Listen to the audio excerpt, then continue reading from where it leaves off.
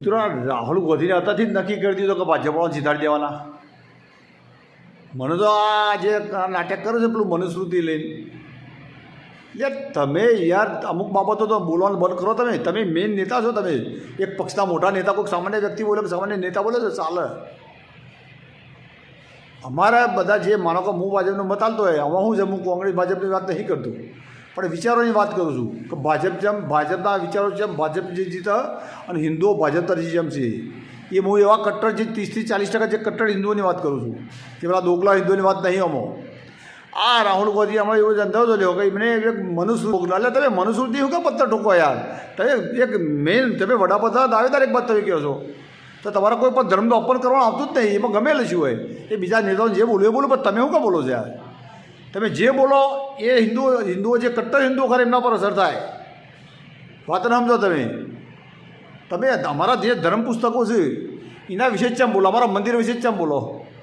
અમારા મત આપવા જ છીએ. અમારા ગુજરાત, આપણો વાકણ અમારા ગુજરાતમાં 30-32 વર્ષથી અમે કંટાળે જ છીએ ભાજપથી.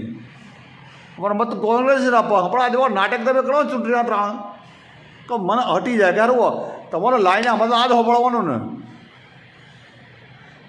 તમે કને ખુશ કરવા માગો એ જ ખબર નહીં પડતી અમને. અમે હિન્દુઓના જે અમારા જે આરાધ્ય હોય કે અમારા જે ધાર્મિક પુસ્તકો, ધાર્મિક ગ્રંથો હોય, એટલે ભાઈ તમારે ના ગમતા તમે એની કે પત્તર ઠોકો. જેમ તમે કુરાનમાં બોલ કે બીજા કોઈ ધર્મના વિશે નહીં બોલતા. કોઈ તમે બધા મૌલવીઓથી દેખોણ્યા, કોઈ ઇજાવાળી છોડીયાની વાતચીત કરતા, કોઈ સાધુ સંતોની વાતચીત કરતા દેખોણ્યા તમે ના. ચૂંટણી એટલે નડ જવાનું. મારા જે હિન્દુઓના મત નહીં લેવાના. જો બરાબર સમજી લો કે જે કટ્ટર હિન્દુ છે ને, જે 35-40% એ ફક્ત ધર્મ આધારિત મત આપે છે. તમે આ વિચારો છે કે અમને કોણ આપે છે જ ખબર નહીં પડતી. આવા વિચારોના કારણે જે 35-40% હિન્દુઓ ખરા એ મતદાન બીજેપી તરફી કરે છે ને, એટલે જીતે છે. વાત સમજો યાર. તમે જે ટોચ ઉપર બેઠા હો, તમારો છે કે તમારા કોણ છે પેલા ગાઈડરો કે જે તમને આ સલાહો આપે છે, અને તમે આ મનુસ્મૃતિ કે બીજું કોઈ બતાવીને તમે સાબિત શું કરવા માગો છો યાર? શું સાબિત કરવા માગો? જે તમને મત આપવા છે આપવાના છે. અમારા હિન્દુઓના અમારા મતની જરૂર જ નહીં. અમારે તમને મત આલવા છે યાર. પણ તમે વિચારો બદલ્યો. તમે જો બીજા ધર્મનું મહત્ત્વ હાલતા, તમારા ધર્મનું જેમ મહત્ત્વ નહીં હાલતા. તમે મંદિરમાં જઈને ઢીલા ટપકા ખાઈને છે, એટલે તમે અમારા ધર્મ ગ્રંથો વિશે કે કોઈ પણ વ્યક્તિ વિશે તમે ટિપ્પણી કરતા વિચાર કરો પડે. નહીં તમે હલાલા વિશે બોલતા, નહીં ટિપ્પણી હલાલા વિશે, એમાં તમારે બધું સારું લાગે છે. ચાર ભેળો કરી એમાં તમને સારું લાગે. કદાચ કોઈને એમ કોઈ કીધું કે ભાઈ આ જે મુસ્લિમ સ્ત્રીઓ પ્રત્યે જે અત્યાચારો છે બધા વાત કરી ના કરે. ફક્ત એમને અમુક લોકોને જ ખુશ કરવા. યાર અમારા મત જોતા હોય ને તો અમારા હિન્દુઓની લાગણી રમત બંધ કરી દો તમે યાર.